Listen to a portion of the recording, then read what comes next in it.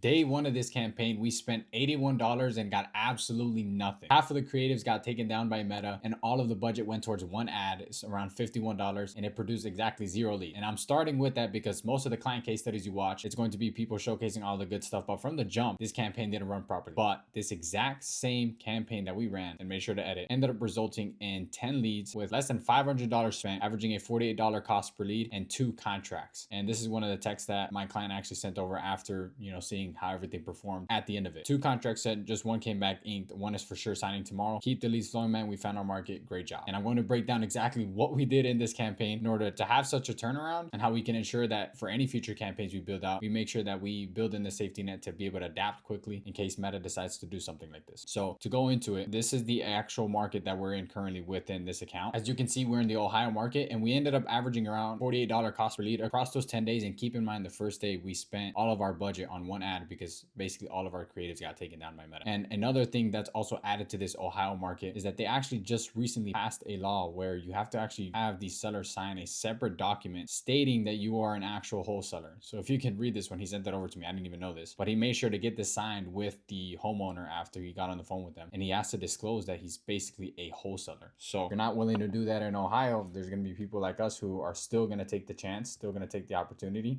to actually take on new deals. And even with you having to disclose that you are a wholesaler in this market. So that's something that needs to get signed now, no matter what sort of leads we generate specifically in this Ohio market. And so I'm going to show here, this is the results. Again, very early on from this campaign so far, but you can see here that we've spent only $37 in Toledo. Dayton has spent $47, Akron $34, and Youngstown got $83 spent. We had a few ads performed there as well, but again, Meta was taking out some of our ads. So I'm going to break down some of the strategy we ran in order to actually be able to deploy this and make sure that our actual cost per lead was really, really solid from the jump, regardless of what Meta decided to do, which was take down our ads. So the first thing before we even got into this actual market, I went ahead and used a app called Apify and then had it scrape the Meta ads library to find any ads that are currently performing well within that market. And to show you what that looks like here, if you just look up Apify, you'll see this platform here. You can start with like $5 to be able to scrape data. You can scrape Instagram, Facebook, TikTok, YouTube, all the social media platforms, websites. It's a great platform. And simply what I did was look up Facebook, is they have several actors that allow us to scrape the Facebook ad library, which is all of the ads that are currently public, live, that are being spent dollars on in order to generate whatever type of leads in whatever industry you're in. And we simply set it up to target Facebook ads that are currently live in the Ohio market in the areas that we're in, so that we can see what's been performing, what's got the most amount of spend, and had Claude pull all that data for us. So I'm going to showcase a bit of that here. You'll see this is how we then come up with our actual strategy for the creatives we decided to run in this market. So we had a total of 708 ads that we actually pulled data from, and it only cost us like less than $1 to pull all that data. It's insane with AI. So this is how we're leveraging it in order to step into these markets. And then from that, we decided to run statics only within this campaign. You don't have to do videos. We do recommend running videos. Videos will get you a better performance if you can showcase yourself on camera, build that trust with these actual motivated sellers that you're working with. But we ran just photos for this actual campaign, and we made those all using AI. So we set up the headline, provided the logo of our actual client, and then that's what we ran here. And from the market data that we pulled with Facebook ad library, we could see that most of the ads that were live, that were running, that were getting spent, around 28% specifically in this market, were cash offer direct ads, meaning they're just saying, hey, we'll get you a cash offer for your property. That's usually what we say whenever we're looking to target motivated sellers. Then another percentage was problem solution type ads, meaning, if they're facing, foreclosure, that's a problem solution where we'll help you stop your foreclosure. Or if you just inherited a property, not sure what to do with it. Those type of ads, 22% of those were the ones that got, published and were getting money spent on in that market. Then there's a mix of other ones. Urgency is a big one. This would fall more into the category of like the pre-foreclosures, and then a comparison, usually like a before and after, works really well. But this is the data that we pulled, so we know, okay, cash offer straight off the jump is always going to work. And then problem solution is another good portion, almost like 50% of the actual ads were to these two. So we made sure that we included those within the actual campaign that we built out. And so then this is actually one of the actual prompts that we use in order to create these static image ads. And to reference exactly what I used in order to generate these, we go to this platform called Higgsfield. And so inside of Higgsfield, you can go to Claude or ChatGPT and have it give you a prompt that you can then give to Higgsfield, which will use Nano Banana or ChatGPT Image 2 to create these statics that you'll then use within your actual campaign. And so some of the actual prompts that we use there, if I were to pull some of these up, we have the prompt right here fully laid out, and then we have the logo of our actual client, and then we make sure that we publish those ads based on the actual script we give it. And again, we use AI to generate these statics and set up some of these prompts. And then we have multiple versions of these, so we can have a lot of creative, because that's how Facebook and Meta works. You need to fit it as much creative as possible in order to then find your winning ad, which will then produce those motivated sellers for you. So this is an example of one of the prompts here, you can go ahead and stop the video, and let me just make sure I'm in frame. You can make sure to actually pause the video here,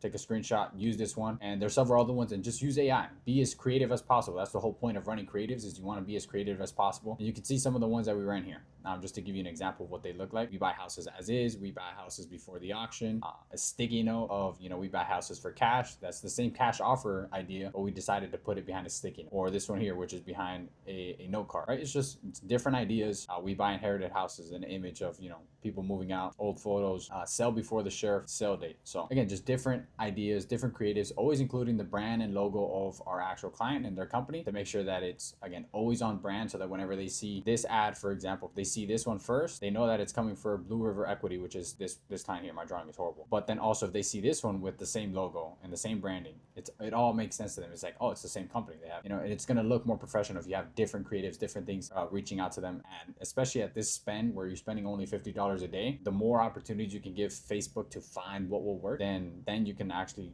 maximize your budget, even though you're spending this much. And then the other key important part is making sure that all of the actual creative itself is referencing the area that you're in. So you can see here, Akron, Ohio is the exact area we're in for this account. You want to reference exactly the area you're in so that the targeting goes exactly to that area, because Facebook can be very funny and serve you ads to people who are not in your area, and then you start getting leads in markets that you're not even in. But you need to make sure that the copy, the exact creative, everything that's in the static image ad references that. Or if you're shooting a video, make sure you say the actual market that you're in so that Facebook knows who to actually serve it to. And so then once that's done, you have all those statics created. You use Higgsfield in order to generate these, and you've got all your statics ready to go. What it'll look like by the end of it is you'll have everything set up for you and a whole campaign where you have a total of 30 ads. We had 25 in total with this campaign. This is an internal tool we use in order to just track all of the ads we're going to publish, and then all of the different areas that we're actually in. And you can see these are all in file type, but these are all just JPEGs, which is actual images. And so then we have them segmented by each market that we're in: Akron, Canton, and Dayton, in these different areas that we're currently targeting. And from setting that up, what we make sure to do now that we have the statics, we have all the images, we have them saved in folders properly. You can use Dropbox or Google Drive just to store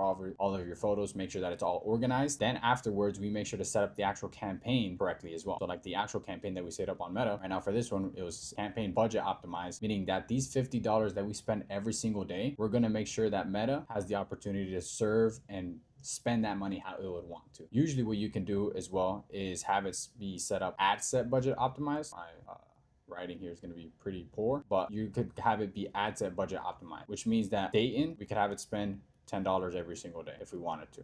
Right? And then do the same here for Toledo, Akron, Youngstown, Canton, or any of the areas that you're looking to actually target. You could have it be campaign budget optimized, where you're spending $50 a day, and let Facebook decide how much money it's going to spend. It might spend $30 here in Toledo, and then these other only get $5 for that specific day. Or you could have it to where it's ad set budget optimized, and instead it's $10 across the board. Now, what do I prefer and what do I recommend? For this amount of spend, I will let Facebook decide. This is $1 trillion company. They are a advertising first platform. That's how they make most of their revenue. So I will let Facebook decide which ad is going to be the one that it should serve, which pocket of the market it should actually serve in order to get you leads. So we go for campaign budget optimized.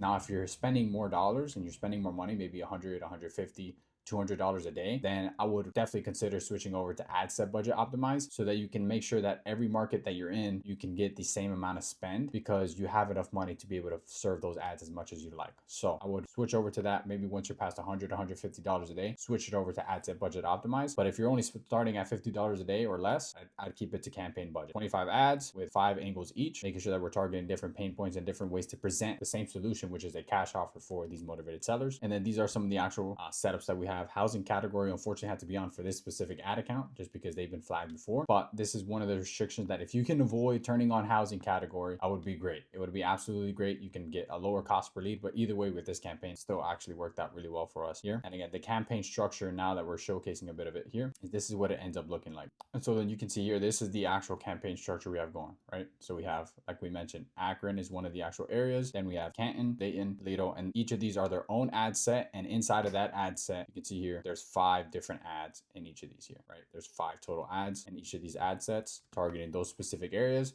with all the different angles that we set up, all branded towards the actual company and explaining our actual solution, which is giving a cash offer to these motivated sellers. And these are the ad set settings here. Housing category on. This is the use case that we had here. You can turn it off. If you can turn it off, I would highly recommend you running it off. But for this specific campaign, we had to run it here, which forces us to stay locked to these parameters, 18 to 65 age range. Again, this is what comes with doing the housing category. If you run it this way, you're going to have to stay locked to this. We have it converting on an instant form, asking simple questions to dictate whether they are motivated. But again, a lot of the heavy lifting happens with the creative that you set up. As long as you make sure that you have the right messaging and you're targeting exactly who you know is going to be a motivated seller based on these pain points, then you'll have the right sort of leads come in. And then you're just having this instant form be the easiest way for them to convert. And we see this is the actual cheapest cost per lead while still maintaining quality. Especially if you go up to scale, then you want to add more friction, add more questions, but that's essentially what we run there. And now if you want to see the actual daily spend and what that looked like across the days once everything got started, like I mentioned, that first day we spent $81 and had absolutely nothing come in because we had our ads get restricted. So that was unfortunate. As soon as we turned on the ads, I checked the next day and everything has been restricted. We just got emails saying that they got rejected,